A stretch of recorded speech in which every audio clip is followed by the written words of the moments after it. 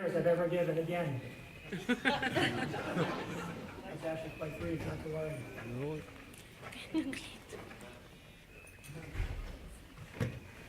To say that I'm completely overwhelmed is an understatement.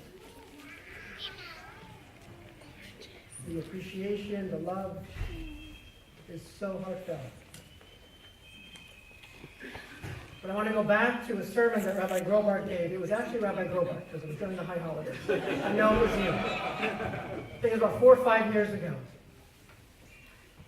Rabbi Grobart gave a sermon in which he introduced the concept of bayit. He introduced the concept of Beth El as a bayit. The bayit means house. And it's a place. The little I could hear outside with the microphones outside. He talked beautifully about how a bayit can be a place that each of us can return to.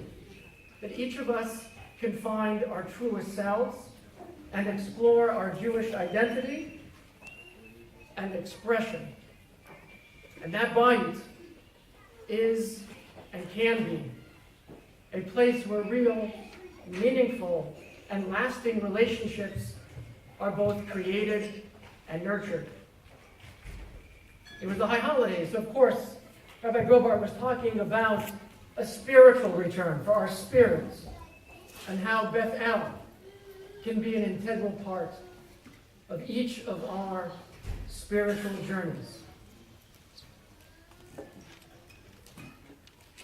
As I reflect on 10 years, part of my journey, with everybody's help in this room, has been spent creating, imagining, inventing, recreating, reimagining, reinventing a bayit, a house, a spiritual house for our youth and our teens.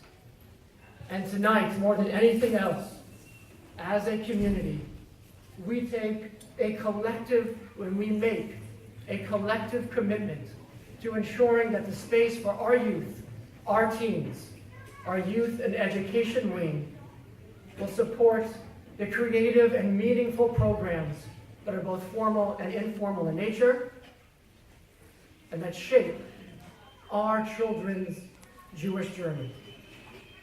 And specifically, as you heard Scott talk about before, and even Dr. Lori Greenberg, our hope and our goal is to modernize each and every classroom space, making it a user-friendly, inviting space that's both comfortable and easy for our kids, our teens, our future to socialize in.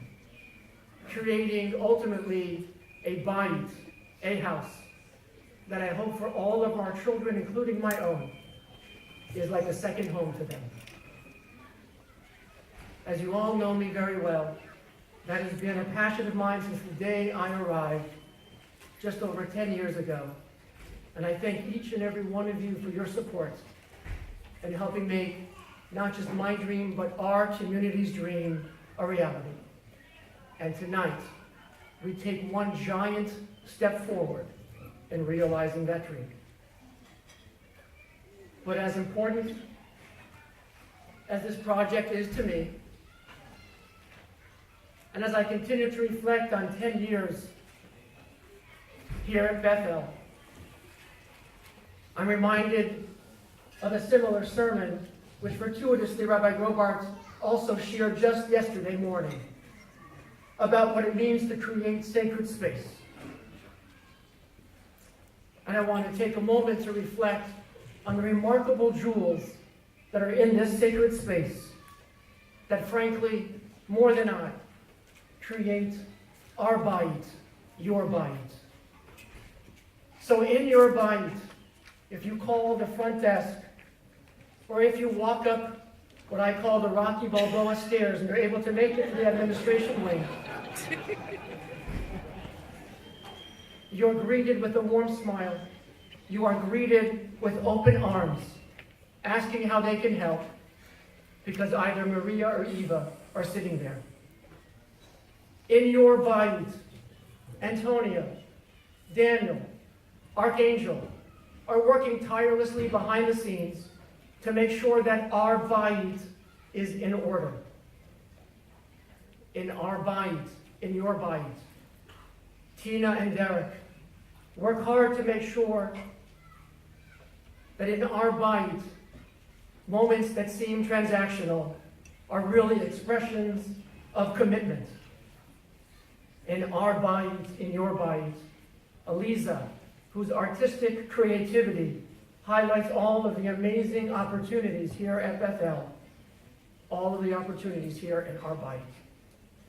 In our bayit, Doreen will engage every potential new member or every member alike, helping them find the perfect path for their expression of Judaism in our bayit. In our bayit, Devorah works tirelessly, and it's nothing short of acts of holiness, helping to bring comfort and support to those in our bayit who need love. With nearly 1,000 people on her distribution list, in our bayit, Alana reaches out to literally hundreds upon hundreds of young adults looking to express their Judaism in so many different ways. And I can tell you that they come by the hundreds and the dozens, thanks to Alana. She opens our doors, welcoming unaffiliated and affiliated young adults alike into our bayit. In our bayit, Jason inspires our youth through his leadership and his integrity, making sure that every single child that walks into this bayit should feel at home. And in our bayit, Jessie expresses her life's work, which is the future of Judaism, by nurturing each and every one of their individual journeys. That's what Jessie does every single day in our bayit.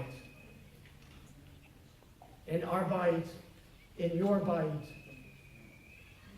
Judy has been asked to take on the incredible task of navigating an enormous ship, and she does so with great fortitude. And what I realized about Judy is her North Star has always been called by one name, and that is the word chesed, loving kindness. And her North Star is the sentiment and the feeling that permeates the halls of every single room in these bayits. That's what Judy does every single day.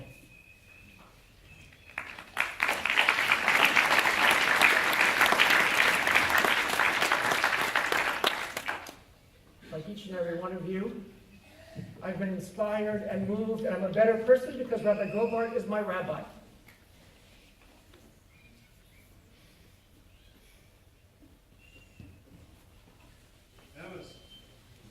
It's true.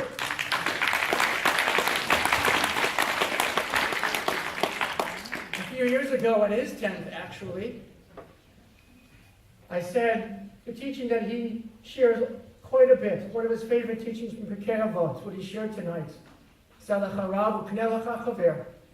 I've made a friend and I've made a teacher.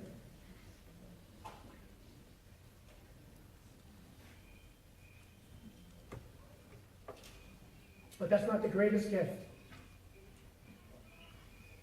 His greatest gift to me, as you've heard tonight, is that he calls me his friend and he calls me his teacher. And I thank you.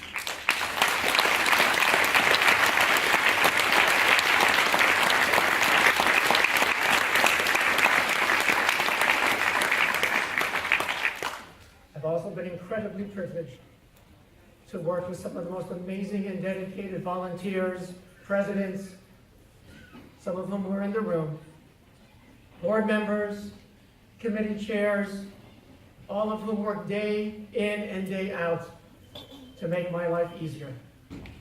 And I'm grateful to them. But particularly to my dear colleagues whom I work with day in and day out. Each of you are committed to building a holy bayit, a holy house. I am so privileged to call you my friends, and I'm so privileged to call you my co-workers. And the truth is that tonight is just as much about my dear friends who are sitting at these tables right over here, just as much, if not more, than it is about me. And lastly, or second to last, I should say, they're not quite on the CBE payroll yet, but none of this could be possible without love and support the unwavering, unconditional love from the members of my other bayit, from my other home. My wife Vicky, and my two children, Yonatan and Emma.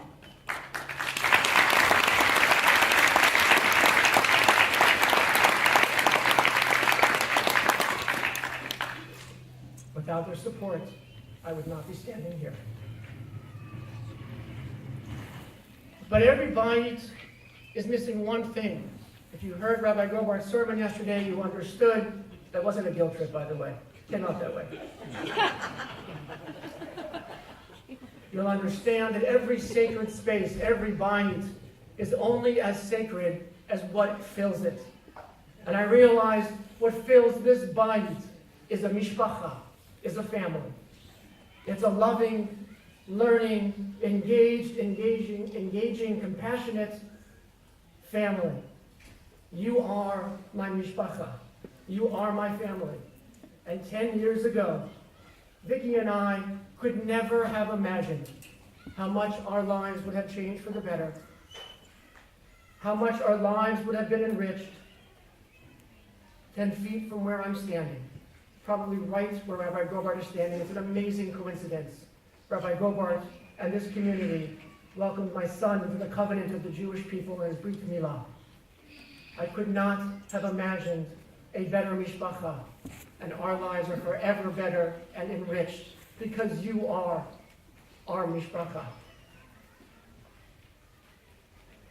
My paternal grandfather, Zichrono Livracha, taught me that a person should always be prepared to say three things at any time to those people that he calls or she calls their mishpacha. And in closing, I want to share them with you right now. The first one, he told me to tell your mishpacha members is thank you. So thank you for opening your bayit and allowing my family to be a part of this most loving and sacred mishpacha. The second thing he told me to say to family members is that I'm sorry. So I'm sorry if there were moments that I was not or could not be the rabbi or friend that you've come to expect from me or expected from me. I know that that is true, that I've let people down, but because you are my mishpacha, I can stand here and say to each of you, in that moment, I am sorry. And lastly, my grandfather always taught me that when you're with mishpacha, you should always say that I love you.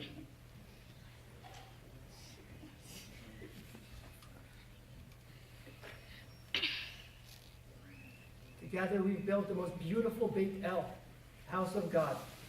It's a place of meeting, it's a place of purpose, it's a place that I come to every day to be with my family. And it's above all else, a place where I can stand here and look at each and every one of you and truly say that I love you. So thank you.